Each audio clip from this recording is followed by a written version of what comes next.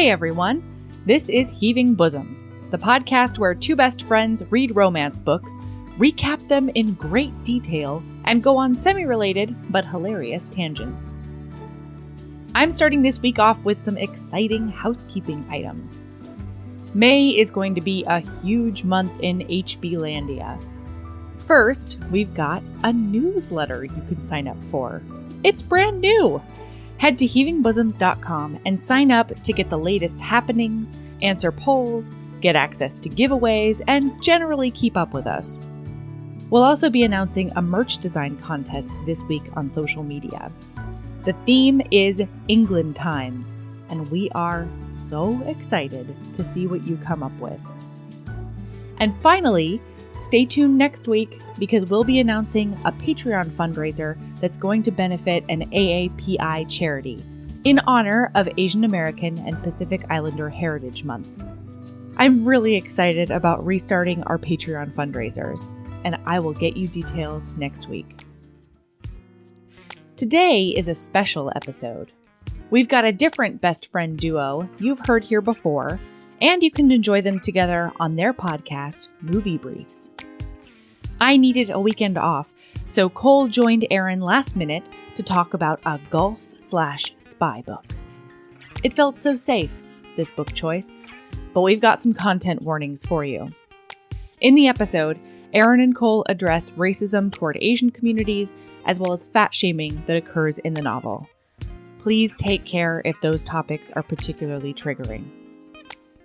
But without further ado, let's get to Erin and Cole recapping Match Play by Merline Lovelace, a book no one should buy or read or support.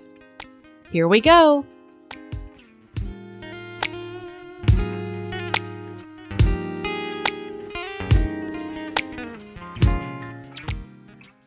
Hey, Cole! What's up, Erin? We got Cole here, pitch hitting. Is that right? So, yeah, it was funny. I'm never, you know me, I'm never like a spell check guy on text.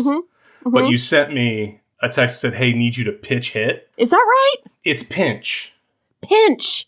Yes. I've my whole life thought it was pitch. And I was going to send you one. That's also a thing that happens in baseballs. Is it baseball? It's baseball. Is it hitting? Yes. Yeah. Yes. Man, my whole life. I know. Well, I was going to text you like, I think you mean pinch, but I got what you meant, and I didn't want to be, that guy. But well, this yes. is good. This is good that we've corrected this thing about me in like a private way between friends, and then no one will know what a moron I am. And by the way, just in time for opening day, that was a couple days ago. This is all very topical, so we're nailing this out of the gate. There's enough. We've got enough sports to talk about. Okay, we don't need. All right, I want to get this out of the way. Hey, friends, HB's listener. This is a bad book. Don't buy this book. Don't buy it. No. Don't buy this book. It's bad. It's also racist. It's racist and bad. Racist, bad because racist, also bad generally. Just bad. Yeah, there's not a good thing about it. There's nothing good in this book. There's no good. Even if you corrected all the grammatical mistakes, it would definitely not cover for the racism and the terrible, terrible, terrible story that we're going to get into. Like, mind-blowing story. Yeah. Okay, before we get into it, I have to comment on something that happened, I believe, a week ago. That was like one of the nicest things you've ever done for me. Me? Oh, yeah. Me, Erin? Yes, I you, feel like Erin. that's a pretty, I'm gonna be honest with you right now. I think it's a low bar. It's a low bar. Yeah, I mean, we didn't have to talk about how high I thought the bar was, but if we want to get into that dialogue, we can. But no, please. What wonderful thing did I do for you? Even if this was a super high bar, you would have cleared it because we had questions from Cole with Alisha Rai. And what a fantastic episode that was. Yeah. It's just been on repeat in my house for like a week. Yeah. Just, getting to come home and look at Jess and being like, Jess, I got something I got to tell you. Remember that book that I read, The Right Swipe, and she had listened to some of it? I was like, Erin and Mel talked to Alisha Rai, and she's like, oh my God, she's your favorite. I'm like, I know. And she knows who I am. So, and you inspired a part of the next book. And I, just one of them things. So I've been walking a little taller. I guess. You're right. That is probably the nicest thing I've ever done. A little more shoulders back this week, around the house. But no, that was awesome. So thank you. Hey, you're welcome. If we have her on again, I might even invite you. I don't know. And I'll just be like, basically still looking for the pizza. I haven't cooked the pizza yet, the pizza recipe, but will. We're going to work on that. I know that you will. Yeah, we do a lot of King Arthur stuff here at the house. So Jess was particularly excited about that. Awesome. So anyway. Okay. So we needed a little help this weekend because Melody's kid's birthday was this weekend. So I asked Cole to step in, and we were looking for a book to read that was short. Yes. Because this was kind of a last minute situation. I thought it would be funny to read a golf book since Cole was like is like a big golf man. Was probably the better terminology, but yeah. Was an incredible golfer. Now is very good at golf. Fair? I'm willing to accept those terms. All right, okay. I don't want to correct that, yeah. And this one also featured like a military intelligence component and like spies and stuff, and was only like 150 pages long. And I thought I didn't have to be fucking scared of it and what its contents might hold, content warnings, because it's fucking published by fucking Harlequin. So I thought maybe somebody would have read this thing before it went out. We were assuming that we were in a safe zone. Like, yeah, I thought quick it would decisions. be safe. Because we talked about maybe doing a movie, and we're like, sure. we have our little side thing where we talk about movies, and sure. So let's do a book. We haven't done one in a while. And when you said golf romance, I kind of fell on the ground because I couldn't even fathom such a thing would actually exist. Because I do commonly send you photos of golfers that are golfing and say something to the effect of, can't believe they don't write golf romances about guys that look like this. And they're not hot. It's not, I don't want to read a romance about most golfers. I'll just say Jesse didn't come up to me and say, Cole, you're an amazing golfer. I would like to date you because of that fact. Right. That didn't happen. No. Mm-mm. No. But if you were standing shoulder to shoulder with all golfers, I think you got a good chance. If the pool is just golfers. That is fair. That's fair. I feel like you would rise to the top.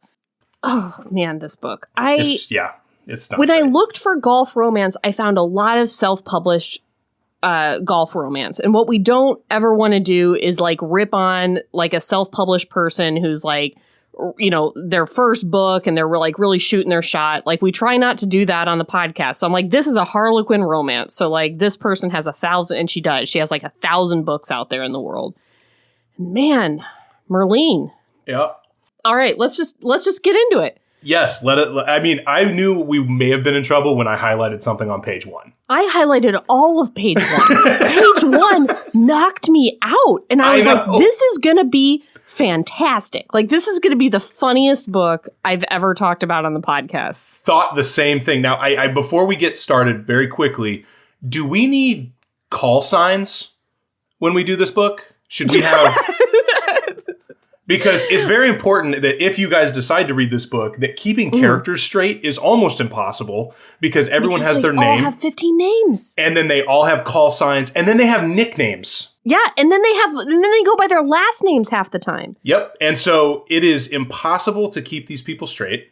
And so I didn't know if like you needed to call me Crash or Mariner. I'm not going to say that I've like worked up some or anything like that of names I wish people would call me in my real life, but if that's something you want to do. Crash is a cool name that you'd like to be called? I mean, these might all be Kevin Costner dedicated, but whatever. Fair enough. Yeah, I can call you Crash if that helps. There's a Mac in here. I know. That was disappointing. We were going to go with that because, you're obviously well suited to the nickname. I have to come up with ones. Yeah. But yeah, I started writing down on like page 3. I'm like, I'm never going to keep these people straight. And you know what? Spoiler alert, you don't need to. You absolutely don't need to. No.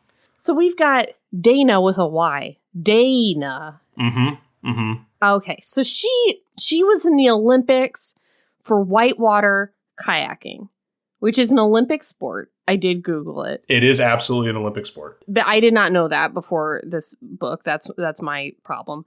But so she won an Olympic gold medal as a whitewater kayaker. And then when she was at the Olympics or like before or whatever, due to the level of goodness of her kayaking, she became famous. And by famous, I mean like paparazzi level famous. Rock star. For kayaking at the Olympics. Again, a sport I did not even know existed. There's a lot of peculiar choices in this book that I'm sure we are going to get to. This is one of them. There's a lot of sports she could have gone to the Olympics for that would have made the fame make sense. Yeah, this isn't one of them. This isn't that event. It's just not. And so then and this is all first page information, guys. So when she was at the Olympics, she did date a guy who was an Air Force captain, and they became America's it couple. The whitewater kayaker and the Air Force captain. Wow, everyone knew about them. Which was really, really strange for me. And then it turns out they broke up before the Olympics. Before the Olympics. Yep. So somehow they became the it couple, like, pre-Olympics? So the it couple in America, as I have written in my notes, was two college students who played random sports. Okay? I'm going to be honest with you. Men's golf at the college level is slightly more popular than women's golf at the college level, but neither is a popular sport in America. Right. I happen to know a guy that was really, really, really good at college golf. I do believe he was a golf major at college. Yeah. Never knew him to be famous. No. Whatever fame I may have accrued, I don't believe that it was golf related. And then they have her as a golfer and a kayaker in college, and him as just a college student. Like, he's in ROTC. Right. And somehow these two people are the couple that America and really the world at large cannot take their eyes off of. And what's nuts to me is she's winning the gold medal in the kayaking, but she's also, like, just really good at golf. Like, is she competing at golf? Like, she's not going to the Olympics at golf, but, like, usually when you're an Olympic gold medalist, that's your one sport. That's your sport. That's probably your only interest. But she's just as good at golf as she is at kayaking. So you may be thinking, gee whiz, why didn't she just play golf in the Olympics? Golf was not an Olympic sport until 2016. Did we need it to be an Olympic sport? We absolutely no. She does not need to be an Olympic athlete. Period. Yeah, at all. I'll be honest with you. I'm going to blow your fucking mind. She doesn't need to be good at golf for this to work because of the golf tournament that they have set up. And I will explain that when we get there. But none of it, she does not need to be good at anything except spying or being rogue. She needs to be good at being rogue, which is her call sign. So I want to really meticulously explain this plot because I don't want anyone to read this book. So, okay. So the timeline is college, whitewater kayaker, wins the gold medal. Also side hustle, great at golf. Yep. Dating Luke, the Air Force pilot. Then she goes to the Olympics. He breaks up with her because he wants her to concentrate on the Olympics. She's scorned. She will never talk to him again. She's 20 years old. She goes and she wins that Olympic gold medal. Then, again, guys, first page information. Yep. Then she goes and she joins an elite government spy agency. She's recruited by Team Omega, the government's. Their boss is the president. Please let me read the sentence. Spy Times agency. Okay, so Omega is part of a special envoy that serves as an organization so small and so secret that its agents were activated only at the request of the president himself. Okay, so many layers there. First of all, they are headquartered in like some kind of like walk up in Georgetown. With windows, which blew my mind. Like, they're just in a house with no security whatsoever. Yeah. It says they're on Embassy Row, just chilling. Yeah, chilling. With fucking they're an international spy agency on Embassy Row, where all the embassies to those international nations would be. Yeah. Uh-huh. And then only the president can have them do things, which is like, if you really had a super special secret special secret spy times agency, it would be like so small and so elite that the president can't know about it. Right. That's what it is. It's not that only the president can know. It's that like, shush, we need this guy to have plausible deniability at the end of the day. He needs to not have the red button that goes direct to Omega over in Georgetown. That can't be right how this works. And also, it does make sense that they're on Embassy Row because their mission is a State Department mission. Like, This is not... If this organization existed, this is not what they would do. And this is not how people defect from North Korea. This is so much. So anyway, so she's... We haven't even mentioned the part about defection. No, we haven't even... Okay, so she's in Team Omega. Yep. Why she has any skills to be on this team, how she was recruited by them, what happened to go from whitewater kayaker in college to Team Omega, yada, yada, yada. Like, there's no information. They don't go into that at all. None. So now she's there. She's at Team Omega. And they're doing a briefing. They do have a new mission. And that mission, God, I'm exhausted already. That mission. I'm glad that you wanted to do the plot breakdown, because if you asked me to, I'd be like, well, you read page 1 and then your head explodes. And then 147 pages later, everything's fine? When it gets to the actual extraction, I'm probably going to need help. So we've got a North Korean professional celebrity golfer. Which, as I understand, judging by what's in the book, the U.S.-North Korean relationship is strained. Oh, is it? That was mentioned a couple times so that we would know that the United States and North Korea are not necessarily on solid ground. Right. Yes. So I want to get into North Korean phenomenon golfer Woo Kim Lee. Woo Kim Lee, yeah. Who is a teenage North Korean golf phenom. Yes. Who is apparently internationally famous and has like a lot of endorsement deals. Yep. And then it mentions that because of all of these products that want her to like wear their stuff and everything, that like she's super famous, but like North Korea takes all the money. This blew my mind a little bit. Mm-hmm.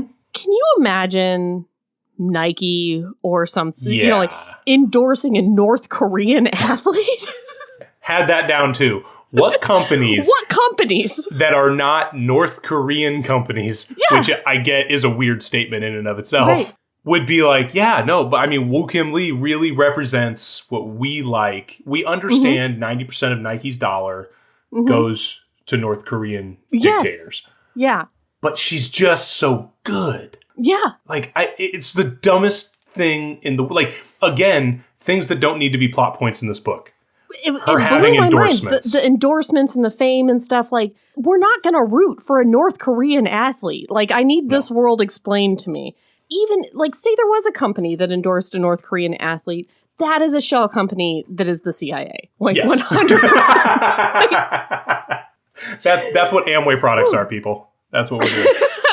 So I think what may have happened, because we'll get to the golf shit later, but in women's professional golf especially, Koreans dominate that landscape globally. Okay. They are 10 or 15 of the top 20 golfers in the world. They absolutely are the dominant force in women's golf, to the point where not so many years ago, and when I didn't actually look this up, but I believe it was within the last 10 years, the LPGA tried to institute a rule that said that everybody who played on the LPGA tour had to be able to speak English. Oh, which is a bad rule. That might be more racist than this book. Yeah, that backfired. Golf being racist. Don't get too excited. There's a lot of that. Okay. But yeah, that backfired on them. They went ahead and retracted that particular rule. But Korean influence on the women's game, they're spectacular. It's just they are the country that dominates women's professional golf. Okay. And so I think what ended up happening, and I'm not really going to go out of my way to give too many benefits of the doubt, is that a brief, because everything that is golf related in this is just Google, like Google golf.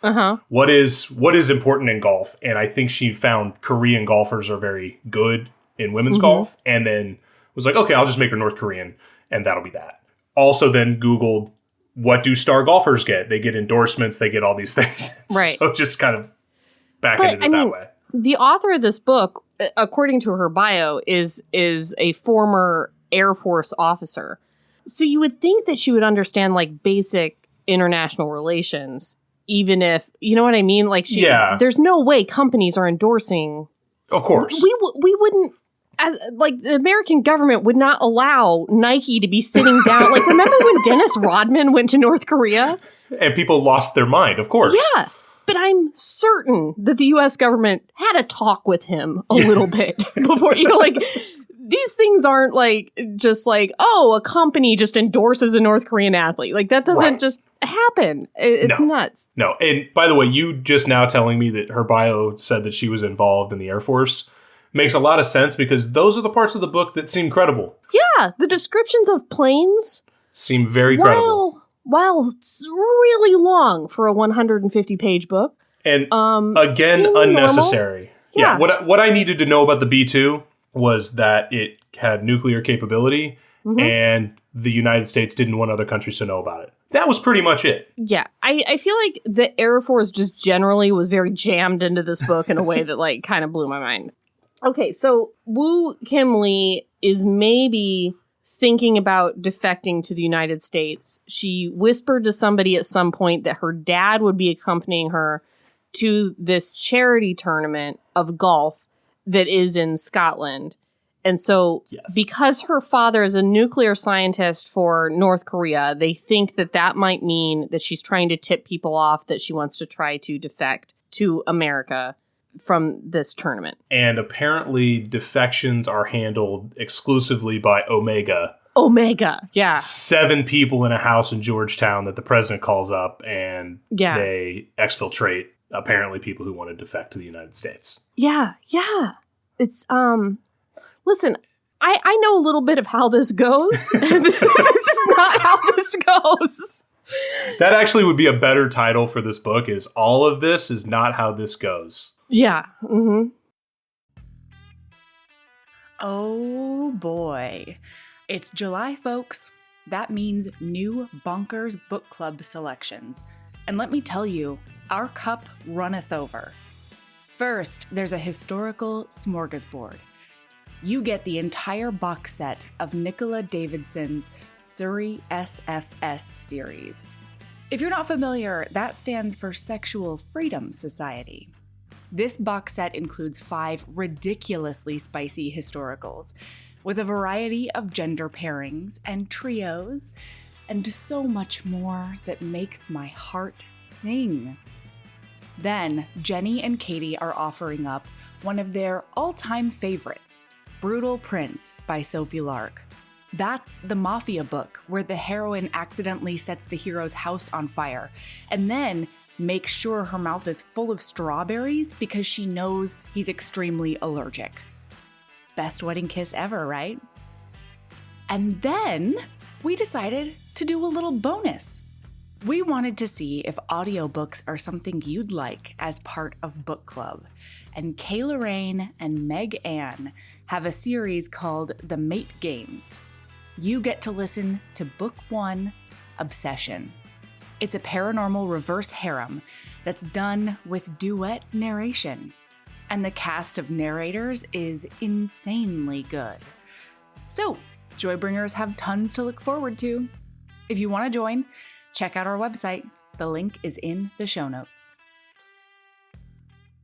Code heaving. Hurry! Okay, so they have a meeting with her that's like, so they have a meeting with her that's like, do you still golf good? Because we need somebody who does golf good to go to this golf tournament and golf good at the tournament to be close to Woo Kim. I think you're actually reading that verbatim because that's pretty much how the golf dialogue goes in this book. And she, they have, anytime you read anything about golf, there's buzzwords that you absolutely have to have. Handicap is one of them. So they ask her what her handicap is. I'm a 2 handicap. Okay, cool. But I'll be scratched by the time, she says, I'll be scratched by the time I'm playing in the tournament a couple weeks from now or whatever. Okay, cool.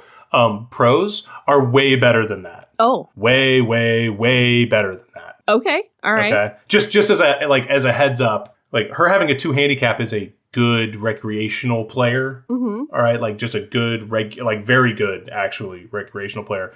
Not anywhere close to a pro. Just not close. Could they win the law school golf club tournament? I mean, if you want to bring up some certain championships, then yeah, I suppose you could win a club championship here or there. The biggest feather in Cole's hat was that. It's a very small hat. But yeah, so they're laying out that she's really good at this, and then they talk about it being a pro-am. And the thing about it being a pro-am, that's fine. Like having it be a pro-am, those golf tournaments are set up to where celebrities typically will play with professionals and they team up, and there's 2 tournaments going on at that time. There's one tournament that is the pros are playing their regular stroke play individual tournament trying to beat the other pros, where Woo Kim Lee would be playing all these other pros. Okay. Then there's another tournament where they combine the scores of the amateur player and the professional to come up with a score. And then there's that team event that's going on the side. All right. Okay. So you can have a situation where the person who wins the individual tournament is nowhere near winning the actual team event. And they kind of, again, start explaining all this crap. I know this is super boring. You can cut it out. But it goes to like how unnecessarily complicated getting her into this tournament is, because she's playing in it as an amateur. Right. It does not matter how good she is. She could be terrible. She can be a 20 handicap, which is awful. It doesn't matter because you get strokes. Like, all this qualifying round bullshit makes no sense. And by the way, if Omega is so good at this, you know whose partner she would have been in the Pro-Am? Woo Kim Lee's. Yeah. Jesus Christ. Like, I all caps was like, the fuck? Like, they're gonna... Okay, first of all, okay, all right. Okay. Sorry, I know I skipped a bunch of stuff. We're to believe that she was famous in college. And then this elite government agency was like, we want you to be part of our agency, to go on undercover missions despite famous. And now we want to use you for this mission because golfer, despite famous. Like, maybe just like have somebody who's not famous go in, and then there won't be a fucking media circus when she gets there. Like, maybe that would be the best. Also, it doesn't have to be a golfer. Have somebody go in as a reporter. Have somebody go in as a hotel maid. That would get you a more private audience with this woman. Like, there are so many other undercover options besides golfer at this tournament. Well, Omega's idea was, how many cameras can we have on this defection? Oh my God. Insane. And they're like, this is our brilliant idea. Let's make a media circus of this. Let's keep planning interviews and public outings. My God. And then let's try to talk to her at the public outings. It's like, put it, here's what you need. You need an agent that speaks fucking Korean. How about that? How about somebody who speaks the language of the woman you're trying to talk to and her dad? And then, like, I don't know, a maid, a coach, a reporter, like the person that carries the ball bucket to a caddy. Make it a caddy. I don't know. Yep.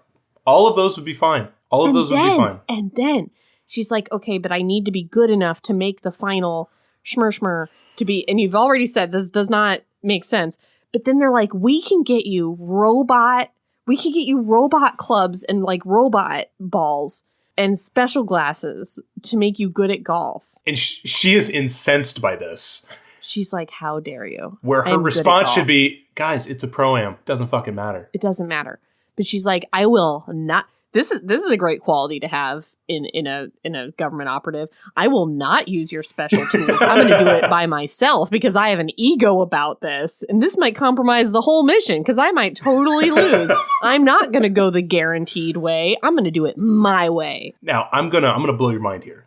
Yeah. Here is how you guarantee that she makes all 4 rounds. Because, by the way, she does not need to play with Woo Kim Lee. There's no need for her to actually be in the group. That's not even part of their plan. It happens that way later. The conversation they have is in the sauna. But they're just basically saying it's very important that you play to the final round. That's what they want her to do. The easiest way to do that is, instead of using robot balls and shit that everyone's going to notice that you're using, the way that they handicap amateurs, I know this is boring, the way they handicap it is, okay, I'm if you are... because you said robot balls. That's my life. That's my brain. That's why I was trying to scoot right past it. I heard it, and I was like, I could be professional on this podcast, goddammit. I think I said it first. I'm sorry. And I think I said robot balls and shit. So there you go, folks. This is what we're here for on Happy Easter. Happy Easter. So, this will be out 4 weeks from now.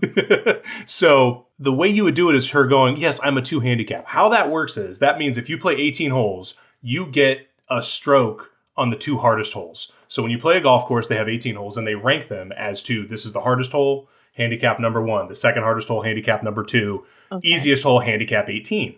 So if you're a 2 handicap, you shoot, say, 75, but then they take 2 strokes off of your score on the hardest 2 holes. So they take 1, and so you'd be a 75, net 73.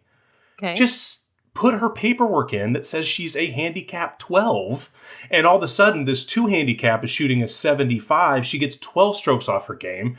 Her score becomes ultimately lower. It's super simple. No, that would mean that the secret government agency would have to, like, do something. Because also when she gets there, I mean, we're not there yet, but when she gets there, there's like a random pairing that they pair like a pro and an amateur together. And she's like, oh no, like I didn't randomly get paired with Woo Kim Lee. And it's like, what kind of elite government agency are you guys that you can't infiltrate a charity golf tournament in Scotland? You can't sandbag the tournament. You can't infiltrate the charity golf tournament.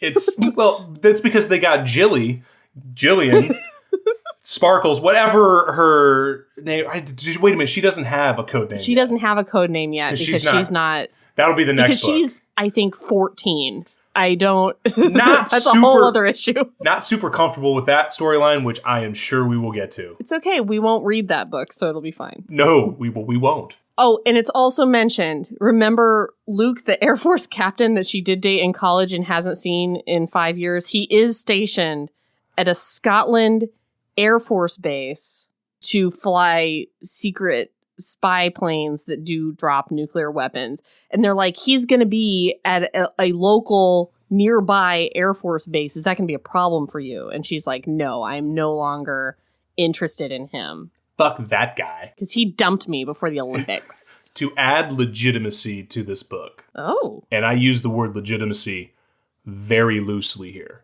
stretching the bounds of that definition. Mm-hmm. They do set this tournament at St. Andrews, which is the home of golf, which is a real place. And she Googled many, many terms that associate themselves with St. Andrews. So okay. To that, right. I will say, good work. Cobblestone streets, Swoke and Burn, Strathbunker, all those things exist. Have you played at this place? This is a spot of contention for me. I have not played there. I've never played in Scotland. I'm dying to. So Jess has actually been there. She's played it or been on it, but I have never got to play there. But yeah, she looked up all the stuff, and they do have multiple courses. I think they have 7 now. This was in 2008. Maybe they only had 5 then, but good for Miss Lovelace. She definitely did her work there. All right. Okay. So now we are on our way to Scotland. Man, I just read GPS guided balls as I flipped through my Kindle just now. Well, did we mention her father? Her father is a... Woo Kim Lee's father. Yeah, he's a nuclear scientist. They may both want to defect. Oh gosh, can I read this? Okay, so she's in Scotland. She's about to play her practice times. And here's the fashion that's going on. And this book was written after the year, I think it was like 2008. It said 2008, yeah. So this book was not written in the 90s, friends. Okay. Zipping up the jacket, Dana collected her accessories. Field Dress had designed the slim, ultra-chic fanny pack studded with Austrian crystals that clipped snugly around her hip. One compartment holstered the sleek little PM40 micro-compact double-action pistol she'd cleared through British security. Cole's holding up a sign to me that says fanny pack with an exclamation point because it was large on his notes. Okay. The pistol she'd cleared through British security.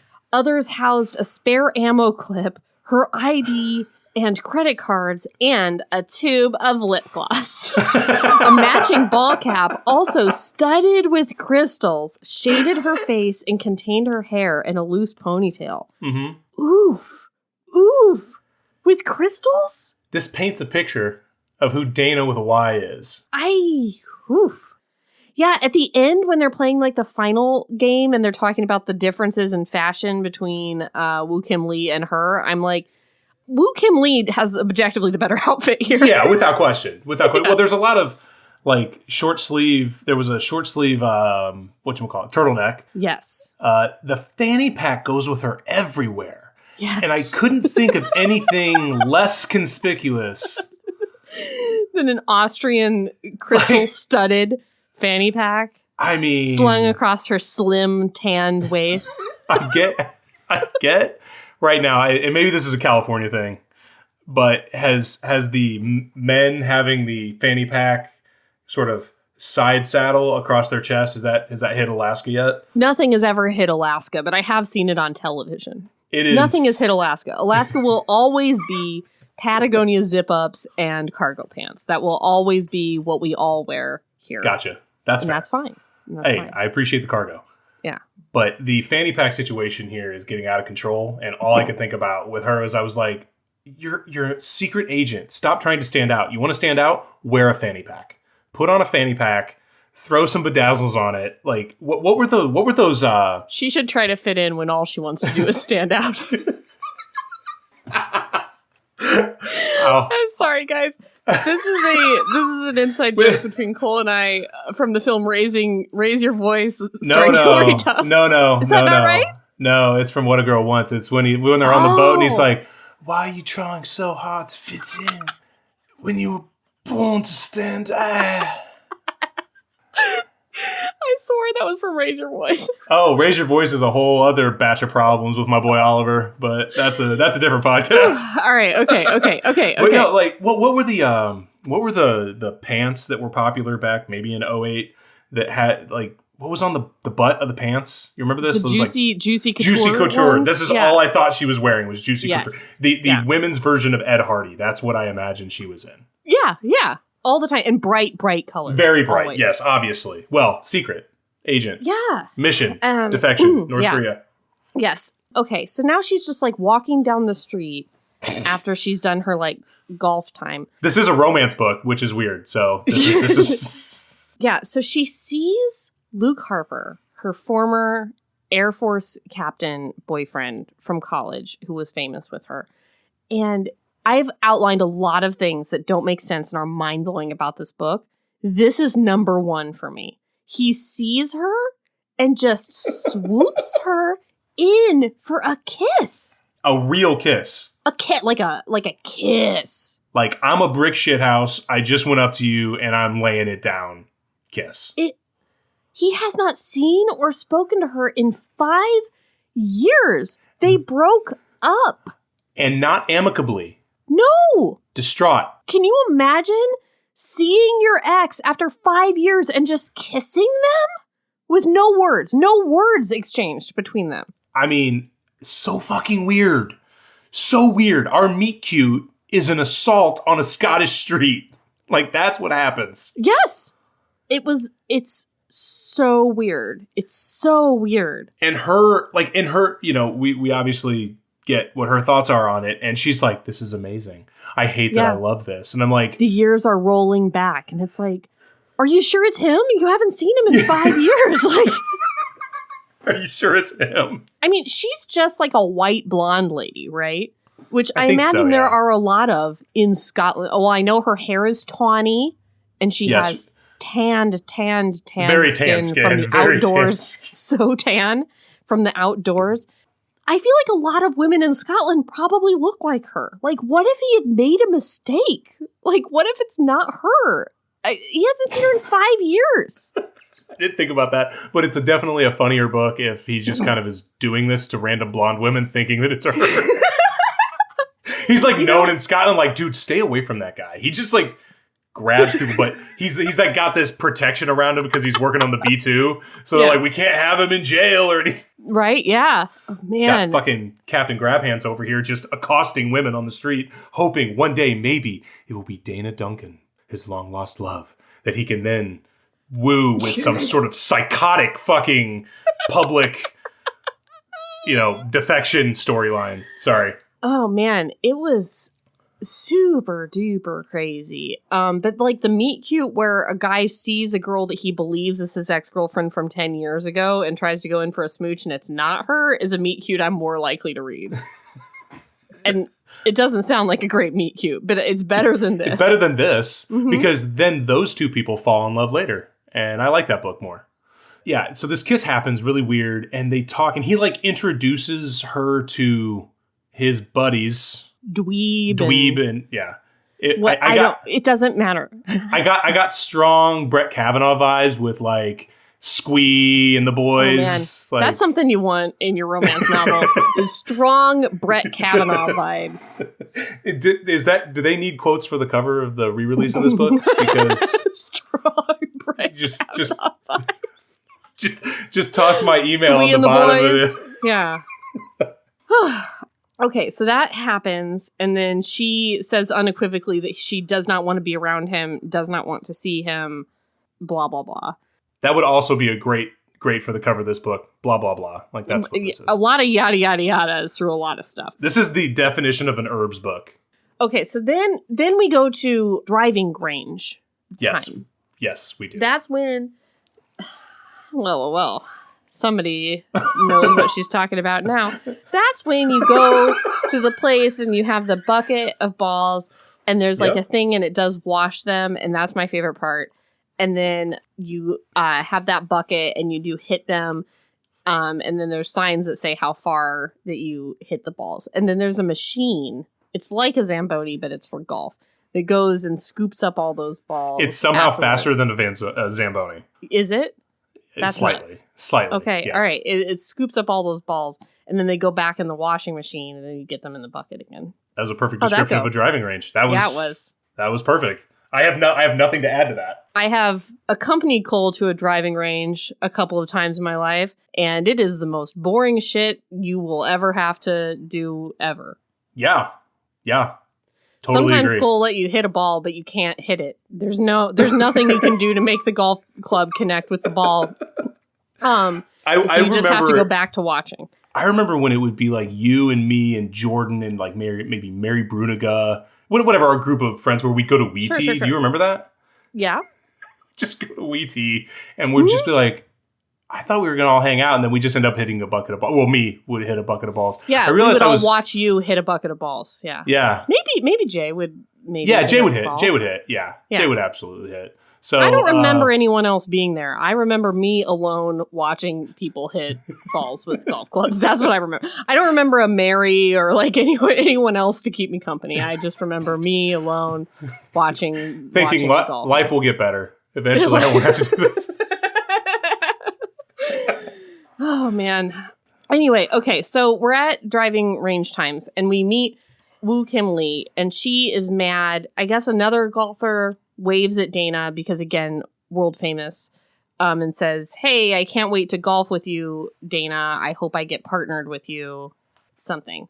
And then Woo Kim Lee is like, stop talking! we don't talk on the golf course. But just so you guys know, the way Woo Kim Lee's speech is written is horrible and racist. It is horrible and racist. We're not going to quote Woo Kim Lee at all from the book because it's horrible and racist.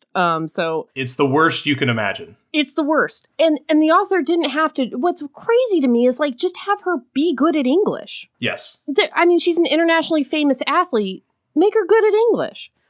Or make her speak no English and make Dana speak Korean. And then you can say, we said the following lines in Korean, as many books do.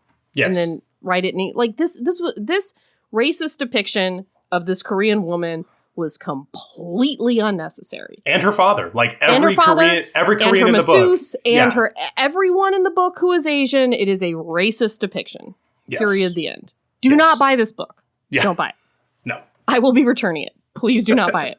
Can you do that on Nook? This is the first ebook I've ever written. Oh, no. I don't know. I can do it on Kindle. I don't know if you can do it on Nook. I don't have it's like the Nook app for Windows, and I don't know. I'm sure you can. We'll see.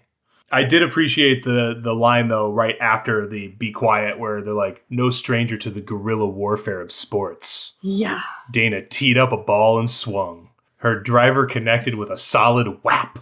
The ball soared in a high, smooth arc. Yeah. With another loud crack, it bounced off the metal sign designating the 250 yards mark. Is that far? That's definitely it's definitely good in the women's game for sure. Mm-hmm. But that is golf Mad Libs. Okay, all right. I had no idea. Like if you were asking someone to describe who had never played golf at all, what just happened, I guess that would be the scientific description of, well, it did go in a large arc and it didn't break, so I guess that's a solid arc. Sure. And so, yes, that's fine. And then they go toe-to-toe with distance, one of them finally hitting it over 300 yards, which is extremely rare in the women's game. Has been done. Okay. Certainly is done, but that's very, very far for the women's game. So that's them, sizing each other up. I appreciated it. I didn't necessarily mind that sort of toe-to-toe competition there. Okay. So then afterwards, they meet her dad at some kind of press situation.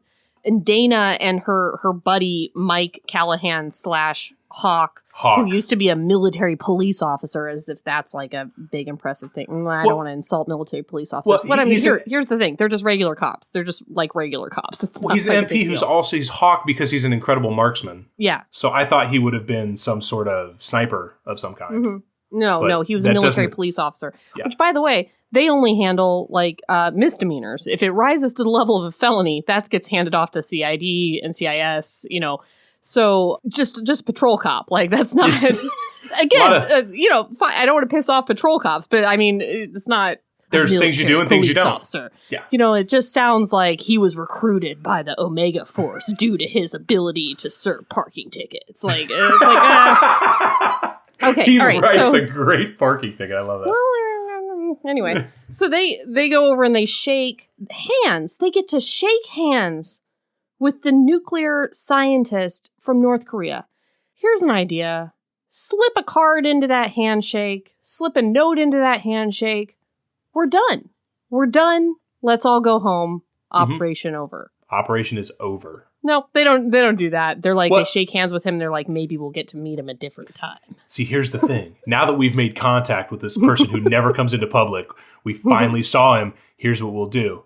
We need a lot more public gatherings, and we're going to flip a coin on the outcome of this golf tournament to see if we can ever talk to him again. Yeah, exactly. Exactly. Because the next thing that happens is she gets paired up with somebody, and she gets paired up with some random other pro, and is like, I wish it was Woo Kim Lee. Well, and here's again, like I hate to keep banging on this. I don't understand the golf tournament. Like I don't get, which is a hard thing for me because I've been doing this for like 30 years. I don't get the golf tournament at all. Like she's like, I gotta have this practice round today. This is really important. I shot 6 under. You don't keep scoring practice rounds. That's not a thing. Oh, really? No, the week of a golf tournament is Thursday, Friday, Saturday, Sunday if it's a 4-day event. On the women's tour, typically it's Friday, Saturday, Sunday. They, for the most part, only play 3 days unless it's a major or big time event. So let's say they played 4 days in this. They'll play Thursday through Sunday. You get there on Monday the week of. You can play practice rounds Monday, Tuesday, Wednesday to get used to the course. You throw balls down, you hit out of the rough, you hit out of the bunkers. You don't keep score. It's about learning where the course is. So you're not like in your head about like, oh my God, I have a practice round today. I have to play so well. It's really important. That's not a thing. So then I'm thinking, well, she keeps calling these things qualifying rounds. I guess that's what she means, the first 2 rounds of the tournament to be on Thursday and Friday, but we never get there. We never have those rounds. Like it's because she's like, then we got to make sure you qualify for the final round. Well, if you make the cut halfway through the tournament, you automatically play the last 2 rounds. They do not typically cut after the 3rd round. Very rarely will they cut the bottom like 10. So it's like, basically, if you qualify for the final 2 rounds, you're good to go. You'll be there the rest of the weekend. For 150 people in a tournament, top 70 in ties, make it to the weekend. Like that's, I never understood this. Like, okay, leave me alone. Because she should be doing all of this like spy work during the practice rounds because you have so much more access. They are not important. They are not stressful. But you don't keep score. It's a media blitz. Like who's watching, who's there, who's, That was the whole opportunity. It's like, oh, cool. During the practice rounds, even though I think this plot is ridiculous, she'll use it to go to the practice green or, you can hop holes. Like people won't play 18 holes. You'll play 9 or you'll play 4 on the front 9 and go to the back 9 and play some. Like it's about, you can run into people accidentally in those situations way easier than a tournament round where you're like, yeah, I wanted to take a 6-hour steam. That's not weird at all that I was waiting for this one person to walk in here. Come on, Omega. Put it together. Come on, Omega. Jeez, Omega. Come on, Rogue. I thought you played golf. Then they have a conversation about like, when so if she does want to defect, like when they should do that extraction. And she says, no, Woo Kim Lee is way too competitive. She won't want to do the extraction until after the tournament is over. What? Gotta hang up them W's. You are Gotta a North Korean woman who wants to potentially cause an international incident by, like, defecting to America. This is a huge deal in your life. Yeah. Gotta finish this St. Andrews charity golf tournament first. No, I have to, again, ask you, I suppose, as the expert. Yeah. She's a world famous golfer. Yeah. Most of the world famous tournaments are played in the United States. Would this not be an easier op when she came over here to play, say, the U.S. Women's Open? I don't know. Would a North Korean athlete come to the United States to play for a charity golf tournament? I don't know. I realize, like, it doesn't really matter because this plot is so riddled with plot holes. Exactly. No, I hear you. But it's one of those, you can't become a world famous golfer, really, unless you're going to compete. Like, this weekend is the first women's major of the year, the Anna Inspiration. It's their Masters. You and can't it's here? It's in Palm Springs. Okay. And so the Anna Inspiration, the U.S. Women's Open, the Women's PGA Championship, like, these are the biggest events in the world. They're played here. They're all here. They're all here. Like, the Women's British Opens is over there, and the Evian is in France. But, like, the largest tour is here. The most prestigious events are here. There's no way this woman becomes a world famous golfer without playing golf. So just by a function of her States. being world famous, she would have had to have played If she's the number one player in the world, it is not possible that she is not playing golf in the United States. Well, that's super crazy. Maybe it's because, I don't know why I'm trying to rationalize this. Maybe it's because her dad's going to this one. Like, maybe her dad wouldn't be able to accompany her to the U.S. due to him being I like that. I actually like that. Nuclear scientist. I think that's possible. I did not think about that. And we really want to scoop up that scientist more than we give a shit about golf pro. Yeah. Hurtful. Hey. But that's what the book says. But that felt personal. That felt... I'm sorry. I didn't mean for that to feel... Just saying. Really... But yeah, you know what? If you were stranded in a foreign country, I would want you to come to America. But that makes more sense. I wasn't thinking about that. Okay. So then we switch to the point of view of this Air Force pilot. We get a lot of stuff about bombers and being stationed in Scotland and why and how that's a forward operating base, which I thought was very weird because it's a Royal Air Force. I don't understand how a Scottish Air Force base, it seemed like, was also an American FOB for mission. I don't know. I'm not going to question her Air Force stuff because I get, she is an Air Force person, but it seemed odd that she would call it a forward operating base if it's a foreign. I was going to ask you that because I thought the same thing. I thought it was basically we would set up a FOB versus using a joint like military base or something like that. Well, we would use a Scottish whatever. Like if we were allies with a country, we would use part of, we do missions with people all the time, but like we wouldn't call it a forward operating base. That was going to be my question. Yeah, that was the thing. Yeah. But I don't know. Maybe in the Air Force they would. So then he talks about how he used to call her Puddles. Okay, no. Don't you do that. Don't you stand up for Luke. Okay. Don't you cover for Luke. I'm not. What he does is he calls her, "Hey, Pud." Yeah. Well, he says in his internal monologue he calls her Puddles. No, but I know it's in reality he calls her Pud. I know it's 4 Puddles. Let me tell you a little tip out there for you lovers. You want to do something funny? Look at your partner and just say, "Hey, Pud, how you doing today?" And see how that goes over. Yeah. Because it's not going to go well because Pud does not mean puddles. And the only reason terms of endearment are okay to use in public is because you don't want the general public to hear you say something and you're like, "Oh my God, that guy's terrible. What a terrible person for calling that woman a Pud." And he does it a lot. When I said it to Jess, she looked at me, she's like, "I'm sorry, what?" Like, okay, yeah, just wanted to make sure that didn't work. It didn't sound like it worked in my head. But also it's a stupid nickname. It's a dumb nickname. He calls her Puddles because like she was a whitewater kayaker and he was like making fun of her life's dream by saying she just like paddles around in puddles. Yeah. No, I hate Luke. I'll be honest, I hate him. I have a lot of hatred for Luke Harper. Here's the thing. I don't know enough about Dana Duncan or Luke Harper to hate either of them. I know nothing about them except for their professions. It's basically the Pud thing. Yeah, fair enough. That's what really gets me. And the kissing thing at the beginning, that bothers me. Oh yeah, that was an assault. That was that was an assault. So I know the two things I need to know. Mike Callahan, Dana's partner, former MP, codename Hawk, does go to the Scottish Air Force Base to talk to Captain Luke Harper, codename, I forgot his call sign, to his commander to be like, hey, the media of Scotland, because again, world famous couple, saw you kissing Dana this morning, and we don't want to have some kind of like, we have a mission here, me, Mike, I have a mission, and completely unrelated to Dana, don't even worry about it. I have a mission, and you guys probably have a mission, and due to those missions and the media, we probably want to like get Luke away from those bombers because reporters might be following him around. As if they can just waltz onto the Air Force Base and like I don't know. Is there a Twitter page for the Air Force where they just update what all the people on the base are doing at all times? I'm like, oh, Luke Harper, B2s today. Like, I don't get how easily accessible this information is. I'm also concerned with Omegas just walking up to some random person they do not know in a branch of the military and going, hey, we got missions going on here. Yeah. So I'm mission active.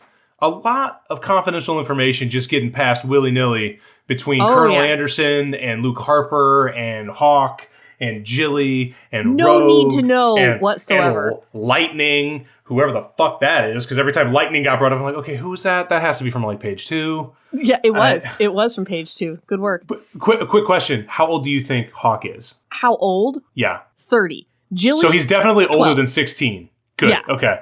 Gotcha. Yeah, we'll get there. Yeah. But what's so weird to me is like Mike Callahan, the partner, goes to the Air Force Base to alert Luke Harper's commander about this media issue that may or may not even be an issue for the Air Force, depending on their level of OPSEC. But also, like, he doesn't link his mission to Dana in front of Luke. So, like, I don't know why Luke thinks he's getting transferred. It's very strange. Right. So, okay, so then after he gets transferred, he like goes to see Dana.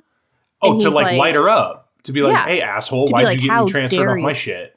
And then she's like in the room with the MP. So now he thinks that she's like sleeping with the MP and is somehow mad about this. Right. He's like, wow, you two look really cozy. And it's like, well, we broke up 5 years ago. So like. Yeah, I've been with others, Lucas. Yeah, I've been with other men. You didn't ruin me for all men. Although maybe he did. I don't know. It sounds as though he's capable in the very short amount of romance we get in this book. Yes. So then she like goes to lunch with him and she's like, okay, I'll tell you everything. Everything. We're in a public spot. Let's talk about Woo Kim Lee wants to defect. Here's the mission. Here's the extraction plan. Here's what we're doing. By the way, I'm a secret government agent now. Since we met, I did become a secret government agent, which doesn't seem to really, like, he makes a couple comments about, like, wow, she's a government agent now, but not like, right. I just feel like I would have a lot of questions if my college boyfriend was like, hey, but I'm a secret government agent now. I'm here to extract this North Korean golfer. I'd be like, whoa. But Luke's head went somewhere else. He's like, okay, I could use this to have sex with you. Yes. I could. This was the one thing I needed to hear today, because now I have leverage over you because you have a mission going on and I can ruin that for you. So here's what I'm going to do. Yeah. I'm going to leverage it to have sex with you. Yeah. Oh, hey, HBs. I don't know if you've heard, but we have a Patreon. For as little as $5 a month, you get over 150 bonus episodes, most of which include Erin, videos of regular episodes, author hangouts, and so much more. Do you want to hear Erin and I recap every single episode of Crash Landing on You? What about a little film called Psycho Stripper? Do you want more recaps of ridiculous Thanksgiving and other holiday books and movies? And how do you feel about Naima Simone and I recapping amazing reality TV? All of that and more is on the Patreon. There's so much content at your fingertips as soon as you sign up. Seriously, hours and hours. Anyway, it's patreon.com/Heaving Bosoms Podcast if you want to check it out. And of course, that link is in the show notes. Keep being a badass.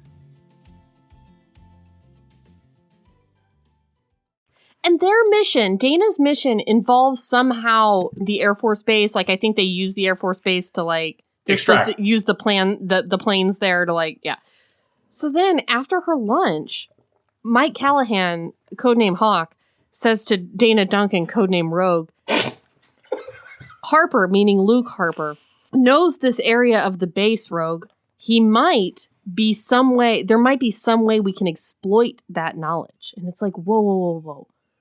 You need a random you didn't have knowledge of you don't have anybody on the base already lined up who knows their way around, like the streets and like where the buildings are? Like that's a rough indictment of your plan. That's the first 10 minutes of any heist movie is somehow we have the blueprints of where we're going to be. Yeah. Like that's step one. I need maps. I need outlines. I need blueprints. But it really feels like this op was thrown together very quickly. Yeah. Oh, by the way, we skipped over this part that I have to bring up because it's racist on multiple levels. Mm-hmm. The nickname for Woo Kim Lee is Tigress Wu. Yeah, is that supposed to be like Tiger Woods though? Yes, but because Tiger Woods is part Asian, he's Asian on his mother's side. I didn't even know that. Okay, so, I'm gonna let you take this away. Yeah, so I don't really want to. I'm not obviously going to do the voice or anything like that, but when he came out, a lot of people, instead of calling him Tiger Woods, would use the stereotypically very, very racist Asian accent and say Tiger Wu. Oh. Mm-hmm. Yeah. Well, that's rough. That's really rough. When that was written in there, I was like, that is so racist. That is like racist on racist on racist. Yeah. I mean, I clocked it, but then I was like, oh, well, just Tigress in general being a name for an Asian woman. I was like, that's really rough. And then I was like, well, it's probably like Tiger Woods. So like maybe it's not as bad as I think. And there are far worse things in this book. So I'm going to gloss by it. Right. But that's, now that you have explained that, that's probably the worst. That's probably the worst thing in the book. When Tiger came out, he, obviously his race was a big deal. And there was a big Nike commercial when he first came out that was like, look, I know nothing about Tiger Woods. I had no idea he was even part Asian. And when he came out, he did this Nike commercial that was like, hey, I'm the number one player in the world, and there's still courses in the country that I can't play because of the color of my skin. Mm-hmm. And Nike really leaned into that. And so he did this interview, and I want to say it was on Oprah or something like that, but he came out with this term Coblinasian. He was like, I consider myself Coblinasian. I'm Caucasian, I'm Black, I'm Asian, I have some Native American, all these things. Mm-hmm. And so people really got into that from all angles, and it was a big media storm. And, his mother, Coltita Woods, is Asian. And, that's where all that bad shit started coming from. As far as, it was not good. Like, it was not good. And when I read that in this book, I was like, whether she was trying to or not, like, that was rough. Yeah. And she says it a few times. And I think Luke says it once. I think it comes up where she's like, oh, Woo Kim Lee. And he's like, oh, Tigress Wu. And I'm like, wow. We're just gonna really bang into that. Yeah, I'm glad you were here because I know nothing about Tiger Woods. And whoa, we can have that podcast too if you want. Oh yeah, please. Our listeners would love just a history of Tiger Woods. Okay, so where are we? Oh, she goes to the practice now. Yeah, I guess. Again, I get really confused, but she has 2 quote practice rounds, which she's like really serious for, and she's like, I got to get ready for, and I played great today. Mm-hmm. And there was a line too where they said something like, oh my God, did you see Woo Kim Lee's shot on 17? It went to 3 inches. And then they're like, and then she sank the putt. I could 3 do that. inches. It's 3 inches. Come on, people. I could do that. And I'm telling you that on a driving range, I have never successfully hit the ball with the club. Not once. I'm going to go ahead and confirm that. For the general public, despite a lot of instruction, like not your sport. Hey, like I said, golf has gotten me almost nowhere, so you're not missing out. Fair enough. Okay, so Luke goes to the practice round, and that becomes like a media thing because he has the day off now because he's been dismissed from his post. Right. So that became, oh my God, Luke Harper is here. Remember, America's It couple from 5 years ago, the Air Force captain and the whitewater kayaker. My God, might they be back together? And like the paparazzi and like, okay. So then Dana has information that Woo Kim Lee is going to be, after every practice, she has a massage and goes to the sauna. So, okay. Again, deep racism here. Yeah. She sees the masseuse, who's like a big lady, who's one of her like North Korean, what do you call it when you have a lot of people around you? Like her team or yeah.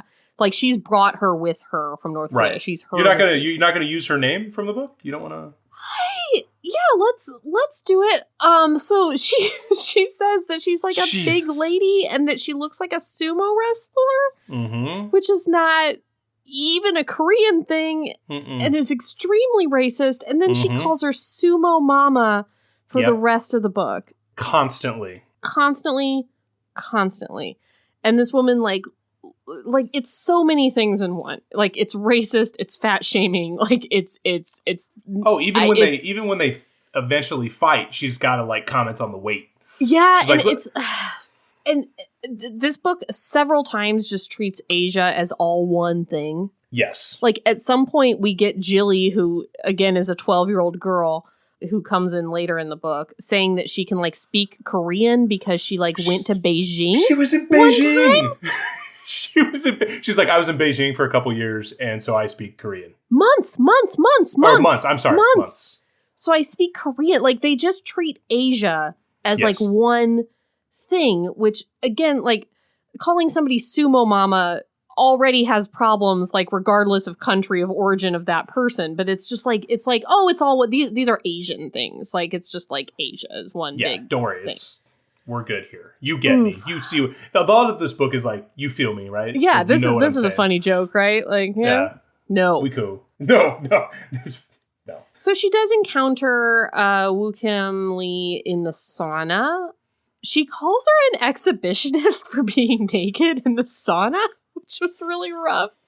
Because we get a lot of like how Woo Kim Lee is like sexy, which is a problem as well. She makes a point to say she's 18, which I was just like, make her 20-something, please. But she also keeps like referring to her as the teenager. Yes. The teen phenomenon. And then it's like, but she's so sexy. And she says at one point that she has like many boyfriends back home. Well, and she fires on Luke Harper. Yeah, several times. Yeah. Because we've got to know that he's sexy, so sexy that like this girl wants him too. And then she's like, gosh, what an exhibitionist to be naked in the sauna. And it's like, wow. That's one of the few places where it's like totally okay to be naked in front of others. Yeah, I mean, you don't want to wear clothes and stuff. No, why? No, you're in a sauna. Yes. Anyway, but then she's like, but it did help me know that she had no listening devices on. Which again, the dialogue could have been, we came in and I was happy to see that she came into the sauna naked. Therefore, I knew she had no listening devices on her. Yeah. Moving on to the next sentence. Yeah, instead of like her exhibitionist sprawl indicated a total lack of self-consciousness. Also let Dana know that the teen, again, wasn't sporting any hidden listening or recording devices. No. Sprawl. Just the word sprawl. She tries to talk to her about defecting, but then they get interrupted, I think by the massage therapist. And then at the same time, Mike Callahan, former MP, codenamed Hawk, is talking to the dad. And they keep trying to have these conversations to like find out if they want to defect, but like not quite say they're from the government, like not quite say, here's who we are, blah, blah, blah. And I just feel like if these two want to defect, what you need to be like is like, I'm from the government, and then just wait. If they want to defect, they'll tell you. They will tell you. If they want to defect. It's the thing that they want, they'll come to you. And instead, she's like, I've got to be careful to not let anyone know I'm from the government, and then find out whether she wants to defect. It's like completely backwards. It's like I've got to find her and like trap her into letting me know that she wants to defect. Well, it feels more like a kidnapping plot than it does a defection, where they're like, hey, if we could trick these people into thinking we're helping them do something, we can shove them in a car, fly them somewhere, and then ransom them off. That's what this plan is. It is certainly not a governmental defection. And honestly, what this plan should have been is like, of course we have operatives in North Korea, right? Yes. We should have had somebody go to them in North Korea weeks ago. Be like, you want to defect? Okay, here's what we're going to do. When you're in Scotland, we're going to do this and that. You're going to meet somebody named Dana Duncan. She's going to be playing in the thing with you. We're going to partner her with you. Yes. We're going to partner her with you. And she's going to tell you the details of how to do this. So easy. It's so easy. Look at this. Look, we were able to put this together for you, Omega. My God, and we're not spies. Omega, if you're hiring, because I assume you pay well, give us a shout. Omega? We can do a little, consulting for you. I don't think they do pay well because it's not even her full-time job. She has another part-time job training whitewater kayakers at the National Training Center of Whitewater Kayaking. Well, that's just because you can't take the kayak out of her. Because when she's there, she has Scottish folk coming up to her and saying, hey, Dana, while you're here, are you going to hit these rapids or whatever? And she's like, well, no, actually, my favorite place to kayak is here, but I'll let you know if I'm like, okay, calm down. Like, there's no way you're this fucking famous. I'm sorry. No. She has like another little spat with Luke. They just keep like being like, I don't want to see you. I don't want to be around you. Like, why are you here? Sort of thing. And let me read this passage to you and tell me what you think of this. Don't push me, Harper. I can't think of anything I would enjoy more than seriously rearranging your pretty face. A sardonic glint worked its way through Luke's bristling antagonism. Seems I recall you wanting to rearrange more than my pretty face, Pud. What does it mean? I don't know what that meant. I have that marked as well. With people, do you rearrange anything on them? Am I doing this wrong? Is there a rearrangement that happens? Am I supposed to be removing things? I don't understand. Putting them other places? Am I supposed to be like, got your nose at some point? This is the Mr. Potato Head of sex. No, Luke is the worst. Luke thinks of himself, he's like frat bro to me, where he thinks everything that he is saying is like super clever and that he's got everything totally worked out. And I hate him and he's wrong. And none of his comebacks are clever. None of his lines are good. No. The fucking runner on Gardenia later in the book made me want to just jump off the roof. That's her fault too, though. Like, neither of them are, like, I know nothing about them besides what they do for a living. And also, I don't like them. Like, what they do say isn't smart or funny or cool. I did, when I got to the end of it, I wasn't like, man, I wish I had known more about these people. It was, man, I wish it had gone very, very wrong for them in that final pursuit. Right. So they hatched the worst plan ever, which is to fake like they're in a relationship for the media as a distraction.